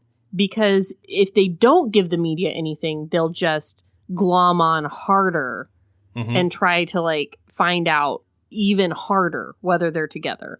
So if they just say, we're together now, that'll create a distraction and also like, I don't know, get the media off their backs, which are two completely different opposing goals. Luke does not need to be a part of this whatsoever. No! Luke is not the god of the Air Force. So here's how this should work. Hey, Colonel Anderson, you're Luke's superior. We've got this going on. This is what we need to do. You need to stick Luke in a basement for 4 days. That's what they tried to do. But what I'm saying is like, that's what they needed to do. Not transfer him, not send him to a new base. Put him on fucking lockdown. In a room. And then Luke is gone. Yeah. This isn't a month-long play. This is 4 days. Yeah. Like, this is happening Sunday night. So, guess what, Luke Harper? You're gone. They're like, oh, we're going to create this distraction. We're going to, like, make out for the cameras and stuff. And, like, neither of them clears that with either of their chains of command. Nah. They're just this is a brilliant idea. Yeah, it's definitely more of a ask forgiveness, not permission situation for them. They're like, this is what we did, so is it a good idea? Well, it kind of fucking has to be now. And then they base this plan on their experience having dated in college. This is the level. Like, she at one point says that her old wetsuit from the Olympics, like, sold on eBay for millions of dollars. Okay, so, like, that's the level of fame that they're trying to, like, make us believe here. So, at one point during their college, they're on the University of Colorado Boulder campus, the media is so fixated on how often athletes have sex before Olympic sport times. Mm-hmm. And they keep asking her, do you have sex before you kayak, Dana? And she keeps being like, no, I'm not going to answer that question about how often me and Luke have sex. That reporters then went through their garbage to see if there were any used condoms in there. And they're like, yes. Remember that? We don't want that again. So let's just tell them we're having sex. What? Like, I don't think the most it couple in the world, I don't think anyone's ever gone through Brad Jelina's trash to see if there were any used condoms in there. No. And this is a little inside baseball, but let me give you guys a little look into the physicality of golf. Okay. I spent my entire life being told golf is not a sport. That's fine. It's okay. It's physically demanding in certain respects. It is not long distance running. It is not gymnastics. It is not football. It is not tennis. Certainly isn't figure skating. It's definitely not figure skating for sure. No. Mm-hmm. You have to take a stick, you have to swing at 115, 120 miles an hour, and you have to walk like 7 miles a day, and it's a long, grueling day for different reasons. Unless you get in your little car. You got a little car. But you're not allowed to do that in the pros. Oh, you can't do that? You can't get in a little car? No carts in the pros. No, you got to walk. That's why you have a caddy carry your bag. Because you don't want to strap on 50 pounds and walk 7 miles, 8 miles. Interesting. Yeah. Okay. All right. So maybe because I know this has been asked of boxers, like that's always an old tale of boxing trainers, like, no, yeah, and like football people. Yeah, like you got to be pent up. You got to be pent up to do the thing. You got to be pent up maybe to kayak faster. Nobody has ever gone through a golfer's garbage to be like, I mean, if you're not pent up to play golf. She was a kayaker at the time. Well, that's what I'm saying. Yeah. So the kayak makes sense. Yeah. Now, I don't think people are going to be going through garbage at St. Andrews to be like, if anything, you want to be relaxed when you play golf. There's a lot of touch involved. So I don't think anybody's going to be like, I got to know, do you have sex before golf? Before, during, and after. It doesn't matter. It's not going to affect. Honestly, between numbers 7 and 8, we had a little fun. Like, it doesn't matter. It's like, you guys are ridiculous. I like the idea that this is a sport that you could, in the middle of the game, go peace out and have sex with somebody and come back and no one would know. Oh, 100%. First of all, they take forever. It takes forever. Golf is... When I played... I remember... I think it was like maybe my sophomore year. I was playing my first round at the state tournament. It took 6.5 hours. Wow. It's a lot of free time. Yeah. Because I'll be honest with you, it takes maybe 3 seconds to swing a golf club. Mm-hmm. Fair. So... swing it maybe 74 times that day, 75 times. That's not a lot of minutes out of 6.5 hours. Sure. That's why there's a bunch of guys on tour that have been like popped for, like, they do drugs during the rounds, like sneak over into the bathrooms, little cocaine. You know. Yeah. That probably it's a hard life out on tour. I'm just saying. Probably. We got a lot of hard men out there. Well, they are going to circumvent that media blitz. Media golfing blitz at the international fucking pro-am. By just saying, we fuck. We're fucking each other. We do it all the time. This is what will calm you down. We'll tell you about sex. Then Woo Kim Lee does hit on Luke Harper when they go to their next media event and imply that Dana's going to do bad because she has a distraction. Okay. Okay. I think it's that one where, like, they have Luke, like, stand in front of her entourage so that, like, and he, like, blocks their view so that Dana can be like, do you want to defect? Super weird. They make it sound like he's, like, Kronk, right? Where he's, like, 65 inches wide. Yeah. Total wall. And she does, like, basically write it in jelly pen on her forearm. Would you like to defect? Yes, no, or maybe. And then that's how the plan moves forward. And she's like, yeah, I do want to. want to defect. Well, this is where she's like, I can't mention that I'm from the U.S. government. I'm like, that's all you need to do. All you need to do. That's it. That's all you. This is the one piece of information they need to know. Is pass somebody one of your business cards. That's it. Period. They will come to you. They want to defect. Like, and if they don't, they'll be like, oh, that's weird. Another government agent has been like, how many business cards do you think this nuclear physicist gets from agents like every time he's abroad? Like 1 billion, I'm sure. He'll be like, oh, it's another one. I don't, and passes it to whatever person. Right. They give it to the entourage and they look at them and they're like, okay, put this dude on the list. Somebody puts that on a list and then we burn that phone after the thing and that's not a real name and then it's done. It's done. Oh my God. Okay. All right. Anyway. And she's using her real name. So, like, okay, all right. Okay, because she's famous. She's famous. Because she's famous. Again, if you're going to do this, the famous person can't be a part of the organization. It has to be. And please, for the love of God, somebody who speaks fucking Korean. Jesus Christ. Like, it's not a niche language. Like, it's a language a lot of people speak. In the government. In the United States government. Yes. Okay, all right. So then they do kiss for the cameras. It is a good kiss. Her body has an eager reaction to it. The romance in this is bad. Okay. Everything else. Hard true. Yeah, true. So then the massage therapist with the very racist nickname does give her a look at one point. Like a mean look. And then after that, she goes to her hotel room and there is a bottle of champagne waiting for her on ice that has been uncorked already. Corked. Oh my God. I almost called you. I wanted to call you. Because of all the stupid shit that is in this book and how bad these agents are, I would not go to my hotel room. And if there was an unopened bottle of anything, I'd be like, well, I'm not going to have that. Dust it for Prince. Let's dust that for Prince. Let's take a look at this. Empty that into some kind of an evidence bottle. Let's ship it off. My God. I'm not feeling super confident about the contents of this bottle. And maybe I shouldn't just swig down from that. And it's like a congratulations for like a good practice round. Like, come on. So then Luke Harper, current Air Force captain, he does pour her a glass of that champagne and give her a back rub. And then she gets mad at him. And then when she gets mad at him, he's good at back rubs, friend. When she gets mad at him, she has a heart attack. She has a heart attack. She does have a heart attack. And, okay. Yes, I think we're about to say the same thing. Go ahead. No, you go ahead. But I think we are too. Luke immediately, she's clearly having a heart attack. She's sweaty, she's pale, she's gripping her heart, she can't breathe. He thinks back to SEER training and all the things he was taught to do in SEER training, which is like a survival / medical / mental survival sort of a thing. And then he renders no first aid whatsoever. Zero.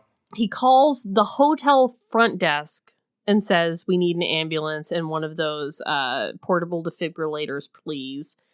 Then she's like, you need to call Hawk, Mike Callahan, former MP, codename Hawk, from my watch. And then, like, he can't figure out the watch, and she has to, like, give him instructions, and then they come. But, like, he just, like, cradles her in his arms while she has a heart attack. Yeah. And he renders no first aid. None. No first aid. So, again, Luke sucks. Yeah. There's just no way to get around that. Might be a North Korean operative after witnessing this. Might, at this point, have some questions. Mm-hmm. This, again, is a secretive operation. Why the fuck? First of all, you'd have medical backup somehow. Would be part of your team. Yeah, right? Sure. If you're carrying a gun around in your fanny pack, you're going to have some kind of medical something. You're going to have something, because there is no way you would want to call the hotel operator, get the mobile defibrillator, call a fucking ambulance, and make this a public story. Yes. What you want to do is handle it in-house, obviously. Yeah, and say, if you can.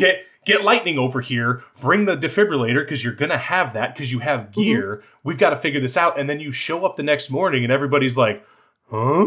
Like, that's what's supposed to happen. Not, we should make this a public story. That's what we should do. We got to keep everything in the public. I mean... But they like do it on purpose. They're like, this is great. Now there's another media distraction from the thing. As if they're not just working the media into a frenzy. Now they won't ask us about condoms. Or the B2. Or the B2. The fucking B2.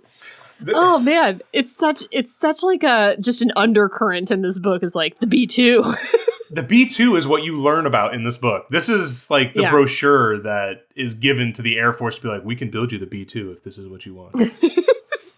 Okay, so she's been poisoned by that champagne and she's at the hospital. They don't understand that she's been poisoned by... We know that she's been poisoned by champagne. They don't figure it out for a couple of chapters. But what they do know is she's sick somehow. And so they might need to bring... in another honestly, operative. The faces that Erin and I have been just showing each other through this whole book have been incredible.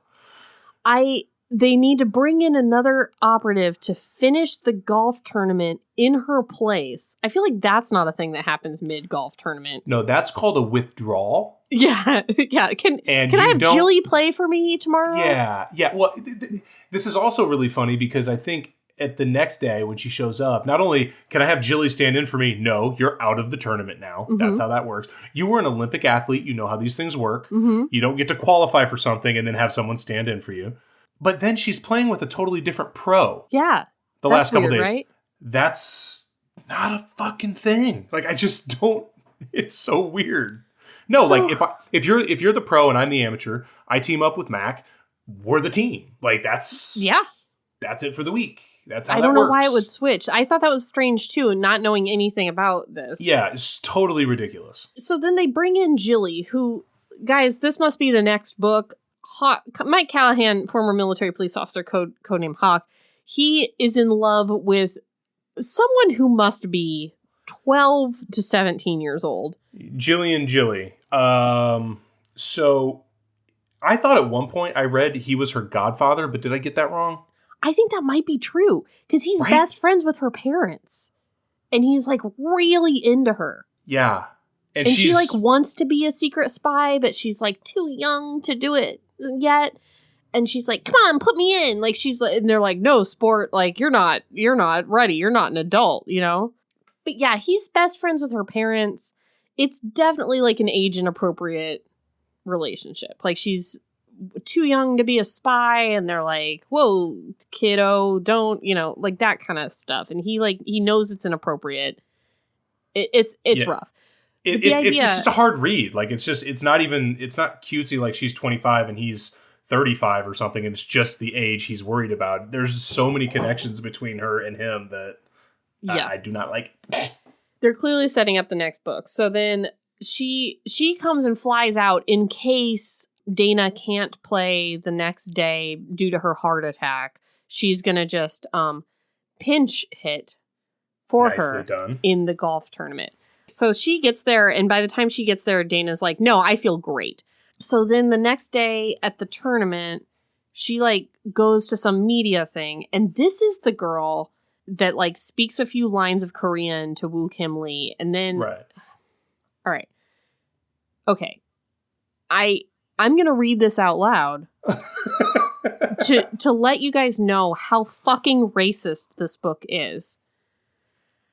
Jillian says this: I also spent almost 2 years in Beijing. I don't pretend to fully comprehend the Asian mind with all of its subtle complexities, but I'll bet that I can relate to Woo Kim Lee on her father on levels you can't. I'm just going to leave that there. That's how fucking racist this book is. And there's, 50 examples of that in this book? Yes! I thought this would be a safe book. It's published by Harlequin. It's about golf.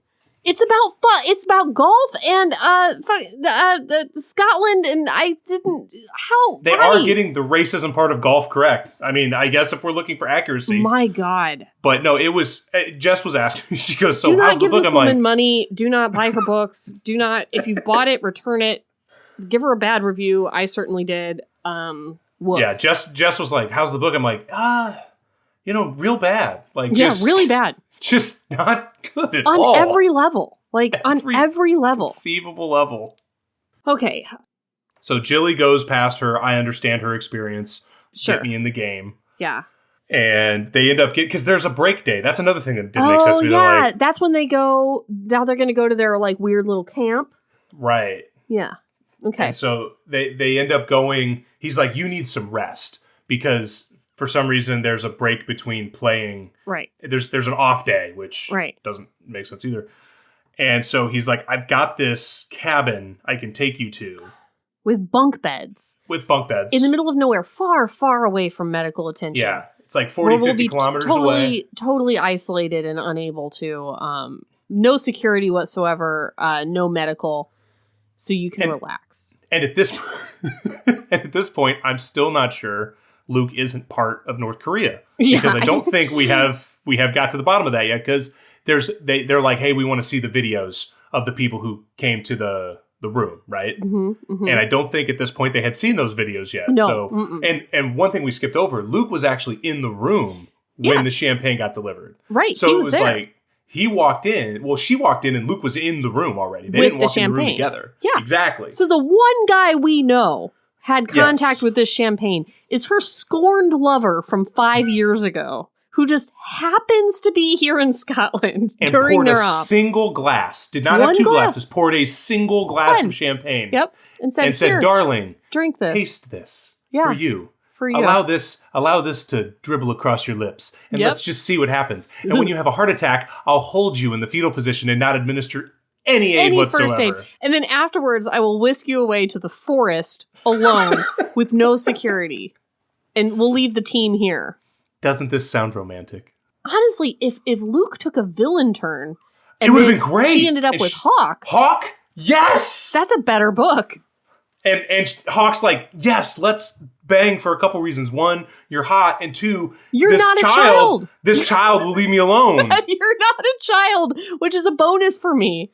Yes. Considering the situation I'm in. This is a super win for me all the way around. Yeah. So they play gin rummy, boring, at the place. Oh, I actually liked that part. Oh, you did? Yeah, because I can play gin rummy. Usually they say card games. We're both from the Midwest. Let's not brag about it. We're euchre's in our blood, people. Anyway, moving on. So they go to bed. She goes to bed in the bunk bed. He sleeps in the chair. They both think about doing sex on each other, but then they don't.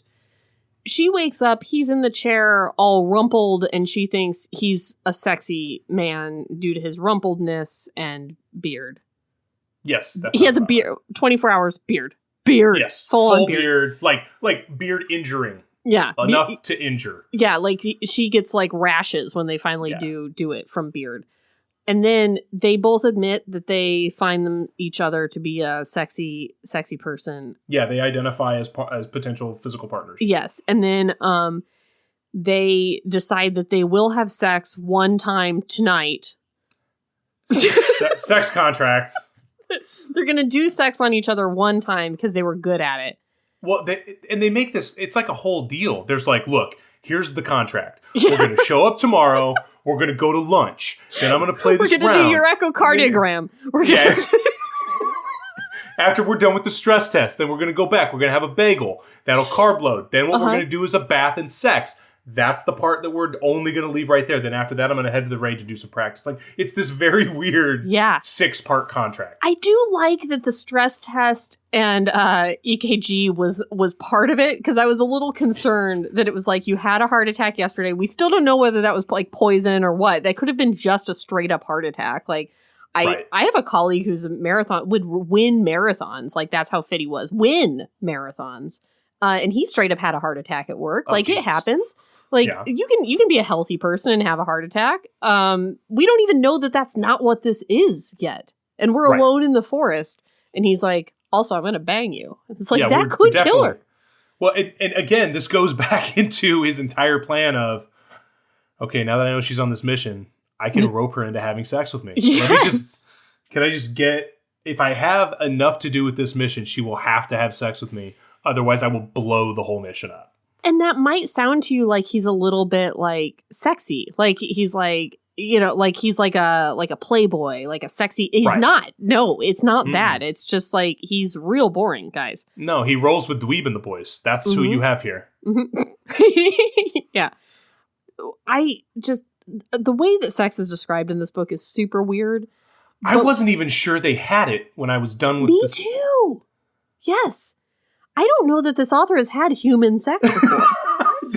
There's a whole list of things I was like, okay, definitely didn't play golf. I'm not sure has traveled abroad. Yeah. Don't think has had sex. Was definitely involved with planes at some point. That was like the only thing that I was sure she had some sort of background with. Here's a paragraph. The sensations that had stabbed into her, when she come downstairs. Yeah, there's another one. When she come downstairs and seen Luke crouched by the fire, returned with a vengeance. Her belly tightened. Her vaginal muscles contracted in tight spasms. Mm-hmm. I've been a woman for some time. That is not something that I'm familiar with, just like happening upon looking at a man. Just like spasms. Just the whole body just shuts down. It's like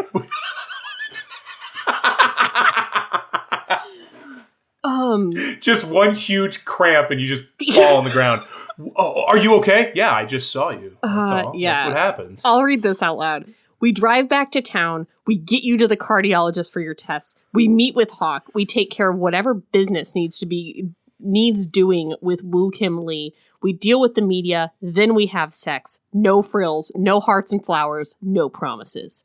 I don't even think you're going to like it. This doesn't need to be this hostile. Like, you could just be like, hey, Here's a crazy tone. idea. You're stressed. I'm stressed. We used to have sex. Do you want to have sex like another time? And then we can go back to not like, it doesn't have to be like this. No, it does not have to have the violent tenor that Luke Harper has. Okay, so they end up finding out that the champagne was in fact poisoned with a rare orchid oil. Again, the racism. Yep. And then the person who delivered it, I don't know if they were trying to say he was paid off or what the deal was, but he was a Scottish hotel employee, and then he was like promptly murdered. I didn't even get that he was in on it. I feel like they, somebody. I feel like it was. But if he wasn't in on it, why kill him? Like, well, I feel like it was just getting rid of, like, he would be like, oh, somebody came up and set this on, or it didn't have, like, whatever. Maybe he probably was in on it, but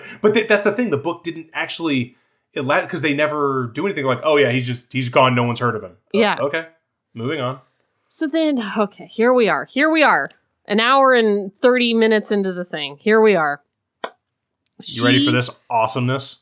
Takes a bath she sends him out for food. She says, I need something hot and greasy in me, which is a weird way to say, I'm hungry, you want to get some trash food. Yeah. He says, I will go get something hot and greasy to put inside of you. She does take a bath in a clawfoot tub. Is that? I don't know what that is. Is that just one that's like a bathtub in the middle of the room and you step on? Yeah, and it's got feet that are like independent of the bathtub. Gotcha. Like, okay. It's not, the tub itself is not welded to the floor, right? Okay. It's no Bill Compton carpeted bath. I don't engage in a lot of bathing. So yeah. So to me, that's going to be like a pretty regular sized tub. That's a one man show. Yeah, that's what I was That's what I thought. But okay. He goes and gets something called a butty, which is apparently a Scottish sandwich. But here's what it is, friends. It is a fish and chips, including the chips, with curry on it, wrapped up in some kind of like flatbread or fry bread situation. And it's a sandwich. Yes. Sounds fantastic. This is the only thing in this sex scene that I wanted. Yes. Want one. That's great. He comes back. She's still in the bubble bath. This sex scene, while terrible, was written for Melody. For two reasons. One of them is he hands her this very messy sandwich that includes curry in the bathtub where she's wet and her hands are wet. Ugh. And then she like eats it in the like a messy sandwich.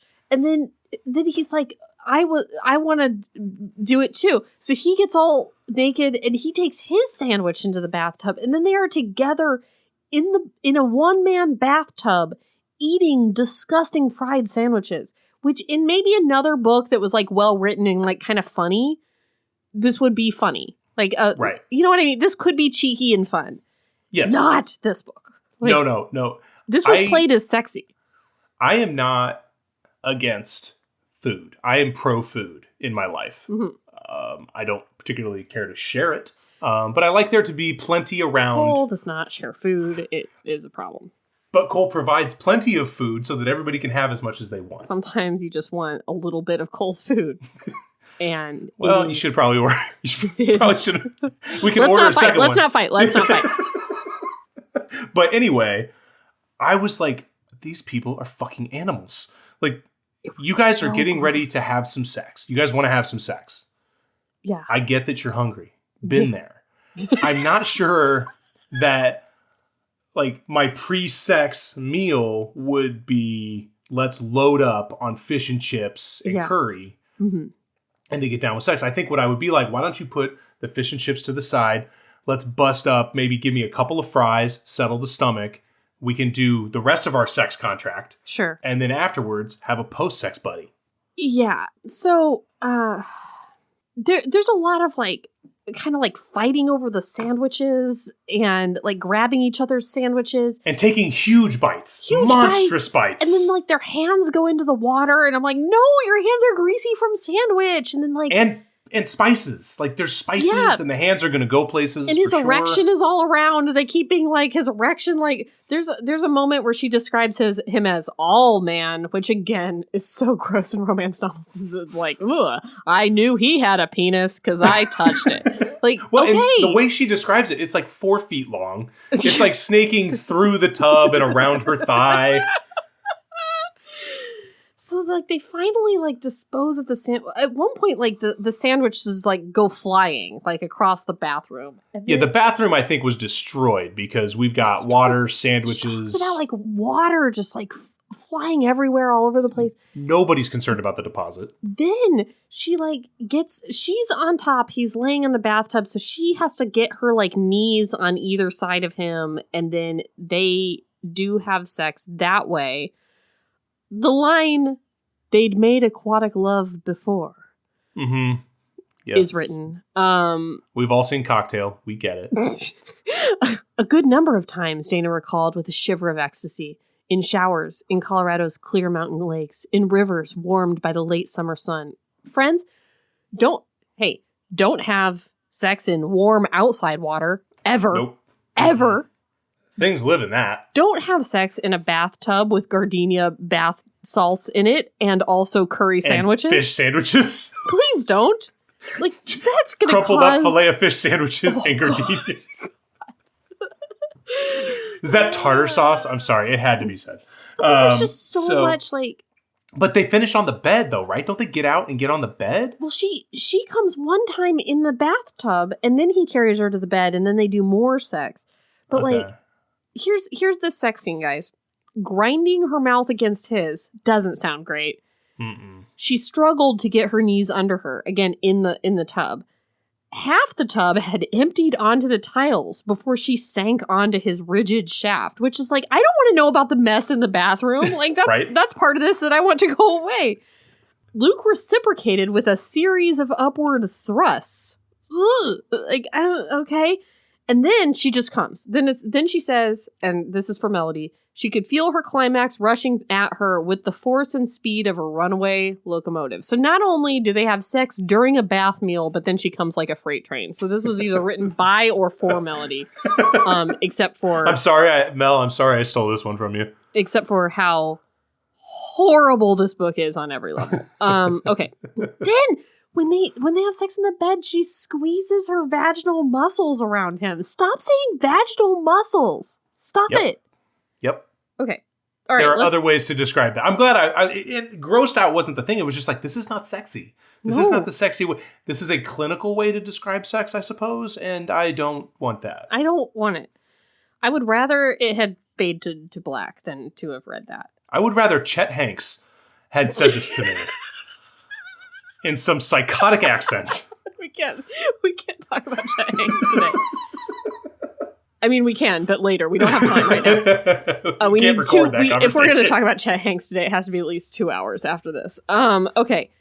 So then they like do some more detecting about the champagne, but like basically this ends up they have a dinner with a public dinner with the family. A public dinner with the dad and Woo Kim Lee. And at some point they pass Dana and Luke a note that has like coordinates where they need a helicopter to be at the same time as the extraction. And the helicopter has to be on the DMZ. It's this weird spot on the DMZ. It's like a half mile away from the DMZ. And I guess that's where like a secret North Korean tunnel is that they're going to like, her mom's going to like tunnel through to South Korea or whatever. Who the Americans thought were dead. The Americans thought the mom was dead. And apparently she's like, being held by the government. I don't know how she got away from that situation. Yeah. Yeah, a lot of this wraps up super quickly. Like, it's like she got to the last 25 pages of the book. She's like, oh, shit. Yeah, no. We need them to meet. We need to figure out the extraction. Yeah. We need to put all everything together. Then I couldn't figure out, like, for a while if they actually wanted it effect. Because for a while, it was like, he just wanted to, like, see, like, take secrets back to North Korea. And then it was like, oh, he's being a double agent for I don't know. We skipped it really quickly, but long story short, they suspected the masseuse of being the person who poisoned Dana, right. And then Dana's going back in the locker room, and somebody's messing with water bottles, and she sees that it's the masseuse, and they have a fight, and while she's, like, choking out the masseuse is like, they don't want to defect, they're actually double agents, and all this stuff. So then that plants the seed of, oh shit, do they really want to defect? And then it becomes it's a question for 20 pages? Like, it's never fleshed out farther than that. And then they're like, oh, it's for the mom. Okay, let's set up this really weird ruse of fake B-2 bomber parts. I gotta talk about this. Okay, so I got you there. You go from there. So part of this the extraction plan is like, she's going to golf with Woo Kim Lee in the final round. And then after that, they're going to get into a car together and go to the Air Force Base. At the same time, the father is going to get a tour of the Air Force Base with his like secret camera that's feeding information to the North Koreans. And they're going to think that he's only pretending to want to defect so that they can get the secrets. But really, he is going to defect, blah, blah, blah. And they outfit a B-2 bomber with like, they put like construction paper on it they put a costume on the B-2 bomber. There's like paper towel rolls just like going off the side, paper mache everywhere. Honestly, like when I first thought, okay, we're going to put a costume on top of the plane to make it look like a different plane so that they think that the B-2 bomber looks different than it actually does, I thought, that's deeply stupid. But then immediately my next thought was, this is something the real military would do. This is absolutely something that would be declassified 20 years from now, and you would read about it and you'd be like, what? They did what? They put construction paper and paper mache on the side of this plane. Like, that worked, CIA? Like, that is definitely something you would read that got declassified that you would be like, oh my God, it's the Argo mission where they're like, we're going to pretend we're making a movie. History Channel, show 20 years from now. So, you know what? Maybe that was fine, but it was weird. Yes. Okay. Oh God. Okay. I'm just going to skip over that. Okay. You're not missing anything. I promise. Whatever she's skipping, you're not missing it. Yep, they play that final game. They try to like extract her. There's like traffic that's caused by this like anti-war group because they know about the. Yeah, we didn't really talk about that. By creating this media blitz, they've attracted the attention of an anti-war group that thinks that there's B-2 bombers, and they're mad about it. And like they brought this on themselves, and now there's like a traffic jam that they're in the car with Woo Kim Lee, and they can't get through because they can't get to the base. There's a protest going on, and so they jump off a fucking bridge, her and Luke, with Woo Kim Lee who can't swim, and they survive that. And then, like, the Coast Guard immediately comes again, there's a full-on protest happening in the street. So, like, I would say conservatively, 1,000 people witnessed this. And St. Andrews is a very small town. It's like, these are small streets. This is congestion. Okay, so maybe a couple hundred people. Well, no, I think 1,000 is probably right. I'm just saying 1,000 will play like 10,000 in New York City. Like it will congest shit hard. The point is, Dana Duncan, internationally famous kayaker/golfer, is jumping off a bridge with her boyfriend, Flyboy. Flyboy. Oh God, how many times Flyboy? Luke Harper. Holy shit. With international sensation Woo Kim Lee. They're jumping off a bridge, saved by the Coast Guard. The next thing you're going to hear in the news about Woo Kim Lee is that she's American now. Yep. How is she going to still have a career after this? Feels like this was her last mission with Omega. Seems like she gets a new name, new identity, and she never goes near a kayak or a golf club ever again. And She's a kindergarten teacher named Cheryl in Maine, and no one hears from them ever again. But no.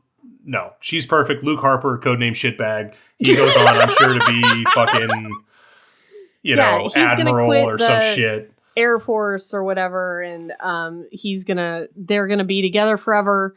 There's a real gross time when, like, he tells Hawk that he's decided that he's going to be with her forever, and Hawk's like, Mike Callahan, former MP, codename Hawk, says, does she know about this? And Luke's like, no, not yet, which is like a real gross way of saying she has no choice in the matter. Yep. Even though she's pretty clearly said she just wants to have sex with him and that's it.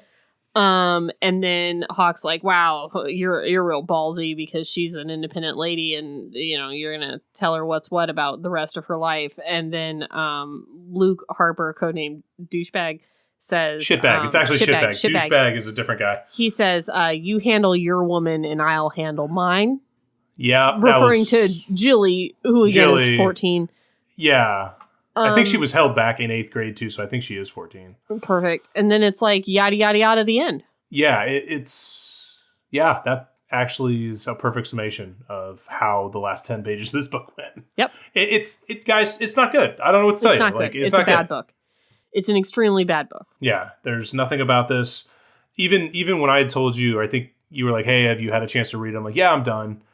I'm like, it was only 148 pages on my Nook, so unless I got shorted some pages, which made sense to me because I'm like, this is the whole thing. Like, there's so much either missing, but nothing you could add to this. No, you don't want more. If there were more available, I wouldn't want it. No, not at all. I was just, for professionalism purposes, wanted to make sure I read the whole book. But yeah, it's bad, guys. Don't read it. It's listen to us instead. You've listened to us, so yep. We gave you what you needed to know. It's bad on golf. It's bad on romance. It's bad on racism. It's bad. It's bad.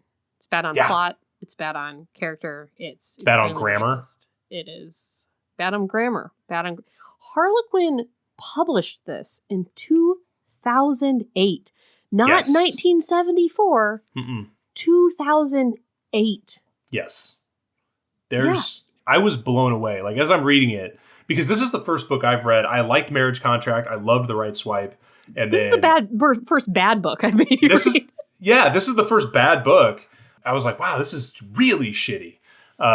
Yeah, I'm sorry. I thought it would be ridiculous. And it wasn't until last night where I hit the halfway point where I was like, oh, racist. It's racist. It's not just ridiculous. I'll be honest with you. When you said golf romance, I was like, I can't imagine there's going to be a good one out there. So this sort of fit where I thought expected it to be bad. I just didn't expect it to be obscene. You know what I mean? Like, I expected it to be able to be made fun of. I didn't expect to be offended on every level. That's the problem. Yeah, that's a perfect way to put it. That will also be on the book cover. Offensive on every level. Yeah. A real Brett Kavanaugh vibe. Blah, blah, blah. Those are the 3 quotes that would be on the back of this book. Yes. All right. Okay. I don't have a lady love. Do you have a lady love? Come on. Of course I have a lady love. Oh my God. Of course I have one. Such a perfect. So I have 2 lady loves. All right. Number 1, don't call your love Pud. Don't do that. Don't do that. But number 2, I got to go to the theater for the first time in over a year yesterday, and I watched Nobody, the Bob Odenkirk movie. Uh-huh. Everybody needs to see this. Like, Bob Odenkirk has... It's really good, and he's so charismatic. I think if you've seen Better Call Saul, I've had a crush on him for a long time. I think that's yes, you have. And so go out and see. Like, it is really, really. It was a perfect reintroduction to go into a movie theater because it's just a fun John Wick type, super ridiculous, pulpy, revenge fantasy violent movie. So love that. The other actual lady love was if you have any people out there who like meat. I just did Butcher Box for the first time, and it is fucking spectacular. Yep, I used to do that really, really good. Back when I lived in the U.S., but now I can't. Man, I loved those meal boxes, like the things where like just give you all the ingredients and stuff. Because I hate the grocery store; it gives me anxiety. Oh, so we've done that before, but this one was just like a box of meat. Yeah, it was so good. Like we had bacon. We had breakfast for dinner the other night. Bacon. We did the instant Cracker Barrel pancake mix. Unbelievable. But we had some ribeyes, we got some ground beef, we got some fish. Like, pumped.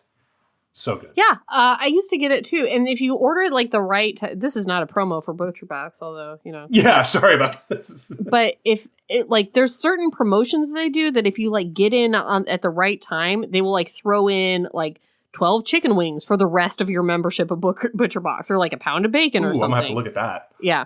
Yeah, because they did kick us like 2 free pounds.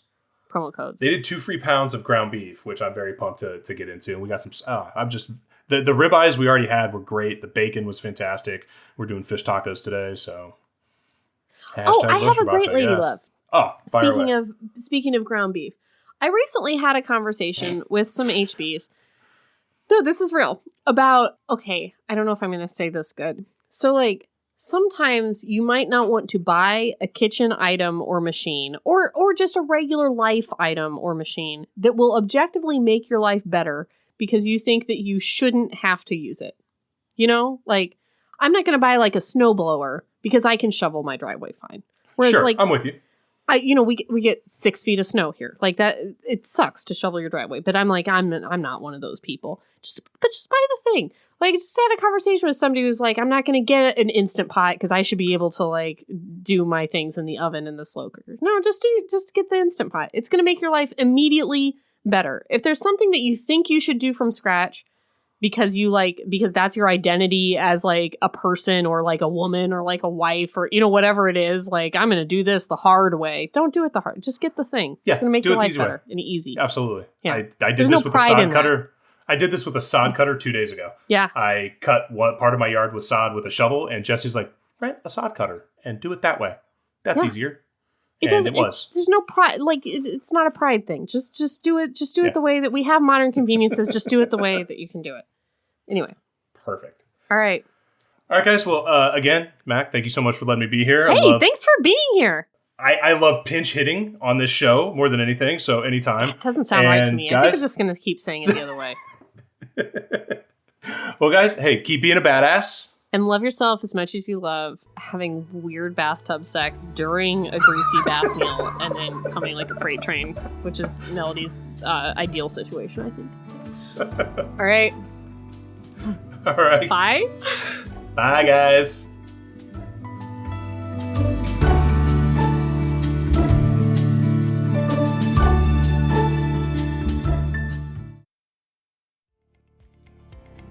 Hey, it's Erin from Heaving Bosoms. And Cole from Cigarette Burns. And this is a podcast called Movie Briefs.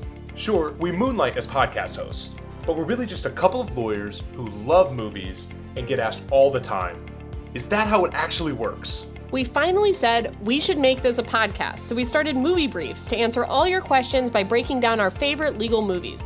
You're going to learn what movies are dead on balls accurate, which ones are so bad I hope they burn in hell! And that you do have the right to be an attorney if you want to.